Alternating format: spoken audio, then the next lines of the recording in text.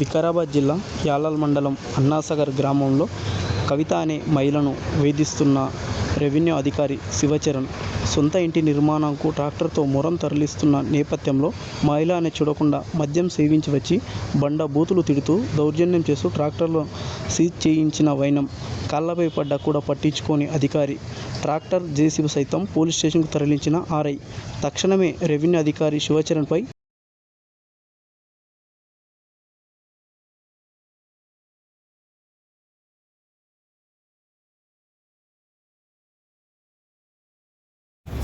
నా పేరు కోయిలి సాయిలు, అన్నసాగర్ గ్రామం, యాలాల్ మండల్, జిల్లా వికారాబాద్.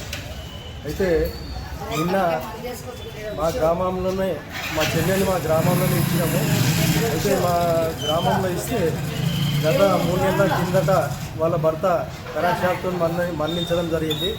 అయితే మా చెల్లెలి యొక్క ఇల్లు గురుగొట్ల కవిత మా చెల్లెలి యొక్క ఇల్లు స్థితి కూలే పరిస్థితిలో ఉంటే దాన్ని డిస్మెంటల్ చేసి దాన్ని రిపేర్ చేయించి రేకులాన కనీసం వేపిద్దామని చెప్పి మేము బేస్మెంట్ కట్టించి మా సొంత పొలం 4 సర్వే నంబర్ అన్నసాగర్ గ్రామంలో 4 సర్వే నంబర్ మా సొంత పొలంలో నుంచి 4 ట్రాక్టర్ల మొరాన్ని మేము మా చెల్లెలు బేస్మెంట్ దగ్గర వేయించడం జరిగింది.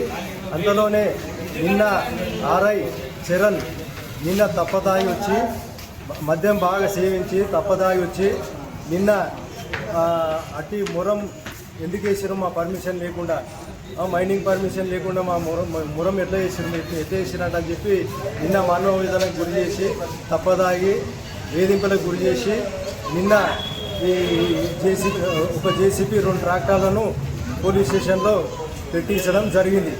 అయితే దాని విషయంలో మేము ఆర్ఐకి కాలవేళ వెలిగిన మేము మా సొంత పట్టపొలం సార్ అంట చెప్తే కూడా వినకుండా తాగి కూతురు తిరుగుతూ తాగి వేధింపులు చేసి మా చెల్లెల్ని కూడా వ్యక్తిగతంగా హరాస్మెంట్ చేసి నిన్న వేధింపులకు గురి చేసినందుకు ఈరోజు మధ్యాహ్నం 1:45 ఆమె ఆత్మహత్యాయత్నానికి పాల్పడింది.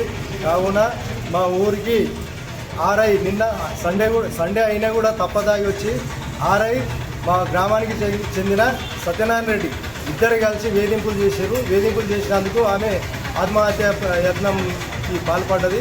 వీరిద్దరిపైన చట్టపరంగా విచారణ జరిపి కఠినంగా శిక్షించాలంట అని చెప్పి కోరుకుంటున్నాం.